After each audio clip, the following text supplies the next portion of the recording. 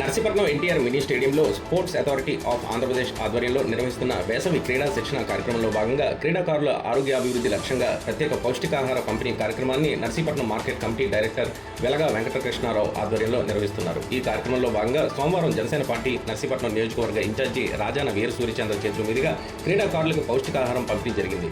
ఈ సందర్భంగా సూర్యచంద్ర మాట్లాడుతూ విద్యార్థులు చదువుతో పాటు క్రీడల్లోనూ ప్రతిభ చూపాలని సూచించారు. ప్రభుత్వం స్థానిక నాయకత్వాన్ని కల్పిస్తున్న ఇటువంటి అవకాశాలను సద్వినియోగం చేసుకుని ఉన్నత స్థాయికి చేరుకోవాలని ఆకాంక్షించారు.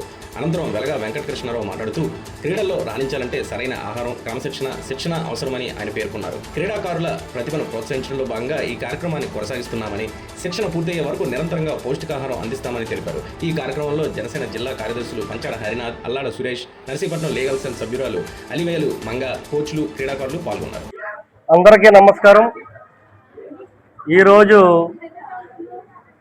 గవర్నమెంట్ ఆధ్వర్యంలో, శాప్ ఆధ్వర్యంలో మే 1 నుంచి ఈ నెల 31 వరకు కూడా వివిధ క్రీడాకారులు, శాప్ ఆధ్వర్యంలో జరుగుతున్న క్రీడాకారులకు మంచి మనసు చాటుకున్నటువంటి నర్సీపట్నం మార్కెట్ కమిటీ డైరెక్టర్ అయినటువంటి నా సోదరుడు డాక్టర్ వెలగా కృష్ణారావు గారు నియోజకవర్గంలో చాలా సేవా కార్యక్రమంలో భాగంగా కూడా ఈ సమ్మర్ క్యాంప్ కూడా నేను ఆ పిల్లలందరికీ కూడా పౌష్టికాహారం నెల రోజులు సరిపడా ఎంత ఖర్చైనా కూడా నేను ఆ పిల్లలు ఒలింపిక్ గేమ్స్కి వెళ్ళే విధంగా ఎక్కడి నుంచే స్టార్ట్ అవుతుంది. వాళ్ళకి సంబంధించిన మెటీరియల్ అన్నీ కూడా నేను సమకూరుస్తున్నందుకు ప్రత్యేకంగా కూడా డాక్టర్ వెలగా కృష్ణారావు గారు కూడా ప్రత్యేకంగా అభినందించవలసిన అవసరం ఉంది.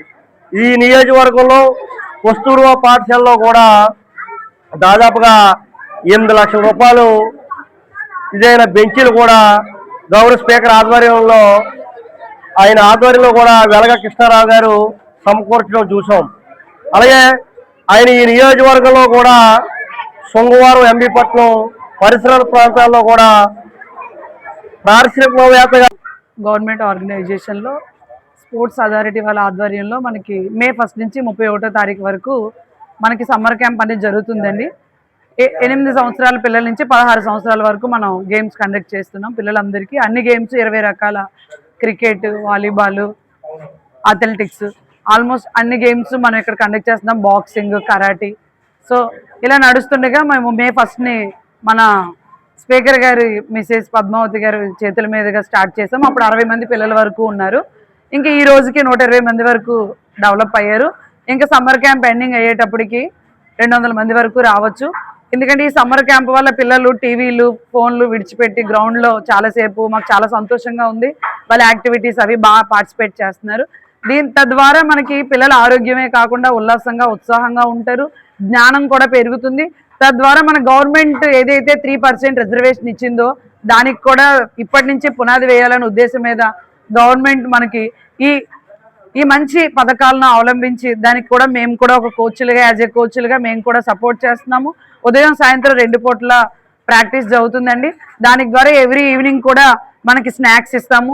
పిల్లలకి పోషక విలువలతో కూడిన ఆహారాన్ని అందిస్తాము. గుడ్లు, రాగి మాల్ట్, చెక్కీలు, ఇంకా తదితర అన్ని వాళ్ళకి అందిస్తూ ఉంటాము. వాళ్ళు మంచిగా ప్రాక్టీస్ చేసి ఆ స్నాక్స్ తీసుకొని మళ్ళీ ఇంటికి వెళ్ళి మళ్ళీ వాళ్ళ ఇంటికి వెళ్ళి మళ్ళీ మాకు ఫోన్లు చేస్తూ ఉంటారు. చాలా బాగుంది.